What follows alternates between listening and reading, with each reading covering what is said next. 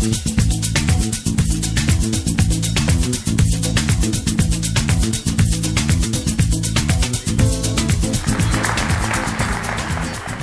I said, I'm Linda Kennedy. Humour is like going to the toilet. Men do it standing up, women do it sitting down. I'm going to talk about sit-down comedy. It's a different position. The idea for sit-down comedy first came when I was watching yet another all-male panel show on TV. I mean, you know the kind of thing. 6 men vying for attention, willy-waving with one-liners, which are generally on sex, sport, cars, bums and crotches. I turned it over. Another white male comedian, this time researching jokes on bums and crotches. Turned it over again. The News doing a story about the highest earning comedians all being men. Stand-up is a male view of the world, yet it's the defining form of comedy in the West, and it's on the rise in Asia. Women tend to be funny novelists or humour columnists. I've been one. We're sit-down writers. We don't dominate television panel shows or DVDs or downloads. And the result of that is that the material that we hear about all the time is shaped by men. Like if I as a woman was going to go on a TV panel show and talk about, say, Brazilian blow dries, would you like, whoa, material but subjects men don't recognise? Except for you, sir, in the second row. I thought, fellow ginger, looking very silky. You'd know what I was talking about. That material is just not going to work because, you know, it's not like men are going to listen, is it? Right now, stand-up is how funny happens and what funny is. As a result, it seems that men are funnier than women. They're not.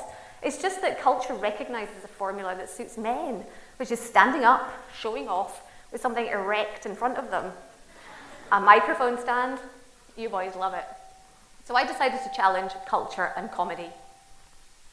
This is me, 2010 at the Edinburgh Festival Fringe, one of the biggest comedy festivals in the world, where I was doing sit-down comedy for the first time. Now, it was on a stand-up bill, but it was an all-female gig, so I figured it was the perfect place to start.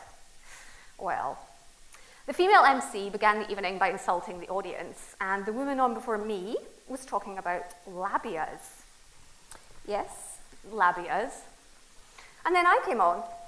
At first, I struggled to move that chair, I have to say. Then, seated, I talked about Marks and Spencer's knickers, which were the underwear for British women, which I was finding quite muddling to put on because the labels had moved. They used to be sewn inside the rear seam, and then they moved to the left seam. It's that labels are the landmark by which you gauge knicker back and knicker front. They are the Google Maps of your gusset. If you reposition them somewhere unexpected, it's like early Apple Maps down there. But back then, the audience was silent because I wasn't directly addressing them and I hadn't insulted anybody in the front row. It was like they were almost in a huff.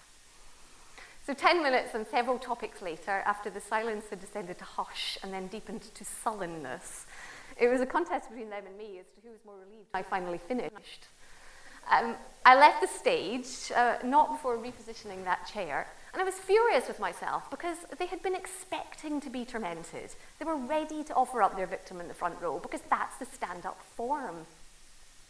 Well, that wasn't sit-down comedy. That was a sit-down calamity. I decided to rewrite my material, add bum and crotch jokes, and I did it again a week later at another Edinburgh gig. But this time, standing up. I mused about reports that had come out saying women did 80% of the housework.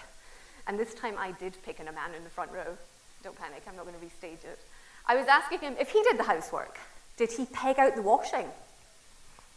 Would he if afterwards his girlfriend went, "Darling, you, so well hung."